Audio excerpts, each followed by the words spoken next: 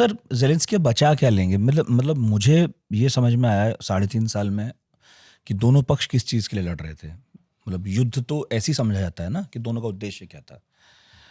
रूस ने युद्ध शुरू किया, वो चाहता था कि यूक्रेन में अंदर तक जाए, जितना संभव हो सके उतना इलाका जीते, क्योंकि वो मान रहा है कि यूक्रेन तो कुछ था ही नहीं, कभी रशियन एम्पायर के साथ ही था, पहली चीज़।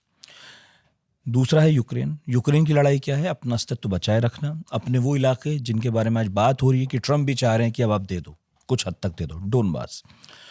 यूक्रेन 1 इंच भूमि भी देना नहीं चाहता था। बात तो यही थी, लक्ष्य यही था अल्टीमेटली। आज क्या हो रहा है?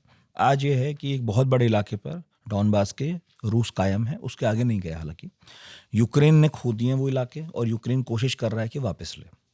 ये हो रहा है आज। तीसरा है बातचीत में क्या हो रहा है। ट्रंप के बारे में ये कहा जा रहा है कि वो इस बात पर सहमति बनाने की कोशिश कर रहे हैं कि ज़ेलेंस्की अब इन इलाकों में से कुछ को छोड़ दें।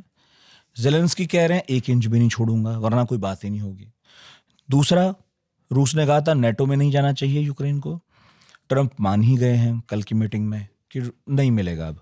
हाँ, कोई सुरक्षा गारंटी दे देंगे आपको, वैसे ही दे देंगे जैसे नेटो के अनुच्छेद 5 में है, आप पर हमला हुआ तो हम सब लड़ने आ जाएंगे। पर ये तो बात पहले भी हो ही रही थी, यूरोपियन देश तो पहले भी यूक्रेन के साथ ही थे, तभी तो आज भी साथ घूम रहे हैं वो। बिल्कुल। और ज़ेलेंस्की के 1993 में जो ब्यूडापेस्ट अग्रीमेंट हुआ था उसमें एग्जैक्टली ये था कि आप न्यूक्लियर वेपन्स दे दीजिए और हम लोग सारे सिक्योरिटी गारंटीज देंगे। उसमें अमेरिका भी था, रशिया भी था और यूके भी था। और देखिए आज क्या हो रहा है। एग्जैक्टली। तो मेरा तो फिर एक भोला भाला प्रश्न फिर यही है कि जो पुतिन चाह रहे हैं वही तो हो रहा है।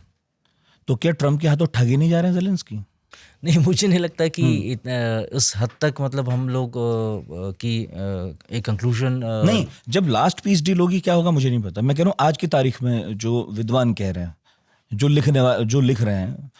नहीं, और इतना आसान मुझे नहीं लगता कि इस तरह से हम लोगों को सोचने की ज़रूरत है, या इस दिशा में हम लोग अपनी सोच ले जानी चाहिए कि नहीं अल्टीमेटली कि ज़ेलेंस्की को मतलब ट्रम्प कम्प्लीटली दरकिनार कर रहे।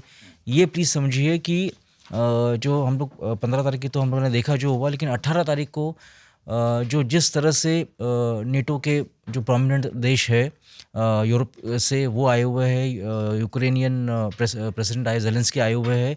और सबसे मेन चीज़ है जिस तरह की बातें हो रही है कि नहीं, ऐसा नहीं कि ज़ेलेंस्की को अकेले वो करने की कोशिश कि मतलब ये जो ट्रम्प है वो एक्नॉलेज कर रहे हैं कि नहीं, जो है कि यूरोपियन लीडर्स जो है ये यूरोप भी साथ में होना चाहिए। मुद्दा यूरोप का है। हाँ, ये मुद्दा सिर्फ यूरोप यूक्रेन का नहीं है। बिल्कुल। और इसमें है कि उनके साथ मिलकर है, तो मतलब एक तरह से एक नेगोशिएटिंग हैंड जो है उल्टा ज़ेलेंस्की का और बढ़ रहा है उसके कारण कि नहीं कि अल्टीमेटली हमको सिर्फ मतलब पाएंगे क्या? सिर्फ यही तो मेरा प्रश्न था सर। ज़ेलेंस्की अकेले आए चाहे 8 लोगों को लेकर आए, सहमति के बिंदु तो अभी भी वही दिख रहे हैं जो पुतिन चाहते थे।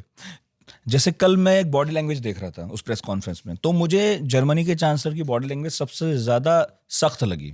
और जैसे ही ट्रंप सबको कह रहे थे कुछ आप बोलो, जैसे उन्होंने आप बोलो, तो उन्होंने एकदम रंग में भंग जैसा डाल दिया। वो एकदम सख्त चेहरे के साथ बोले कि एक सीज फायर होना चाहिए था, ये होना चाहिए था। फिर ट्रंप ने उसको किसी तरह ठीक किया कि हाँ ठीक है, पीस डील वो बड़ी चीज़ है, वो हो जाएगी, वो होनी चाहिए, चाहे आप कुछ भी बोलो ऐसा।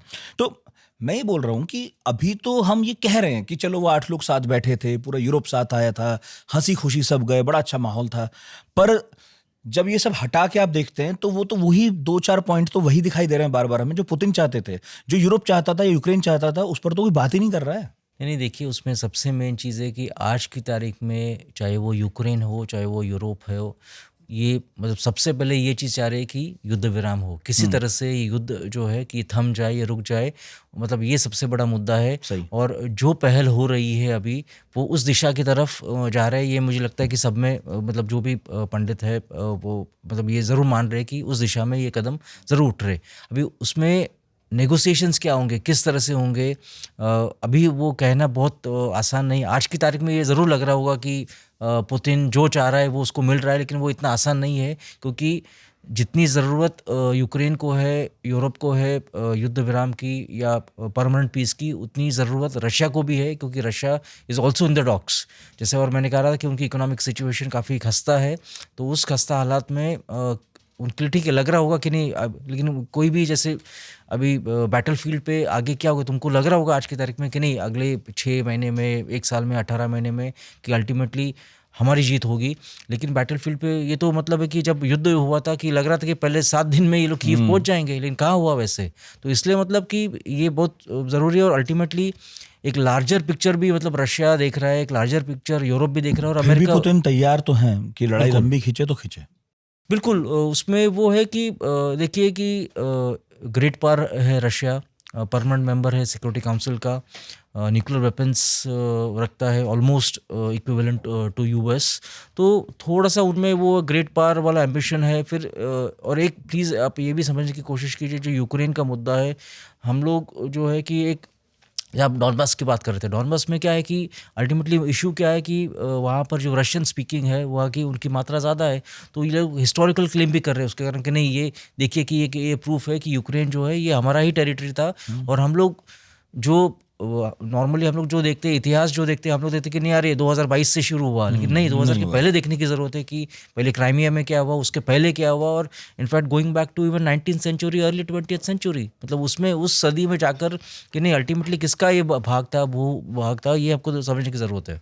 तो एक तरफ पुतिन है जो कह तो रहे हैं कि एक पीस डील करो, सीज फायर नहीं। इससे भी ये समझ में आता है कि पुतिन अभी रुकने को तैयार नहीं है।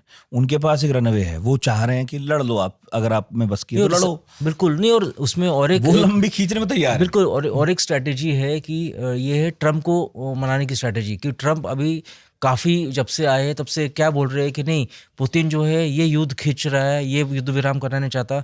आज ये है कि ओके बोल रहे कि नहीं, सीज फायर तो हम लोग रुक करेंगे नहीं, लेकिन पीस अग्रीमेंट जो है उसमें अभी वो बोल रहे कि नहीं, डॉनबास हम नहीं देंगे, बाकी जो सारे हिस्टोरिकल क्लेम्स है वो नहीं छोड़ेंगे। तो अगर वो ये उनकी अगर बॉटम लाइन है या नॉन नेगोशिएबल है, और अगर यूक्रेन नहीं मानता है तो आई मीन अल्टीमेटली क्या होगा कि वो बोलेगा नहीं देखो यूक्रेन नहीं मान रहा है, मतलब युद्ध जो खींचने के लिए उसके लिए कौन जिम्मेदार है, यूक्रेन। तो जो नीडल जो है कि वो शिफ्ट होके पुतिन से जाएगी जेलेंस्की पर। जो पहले भी थी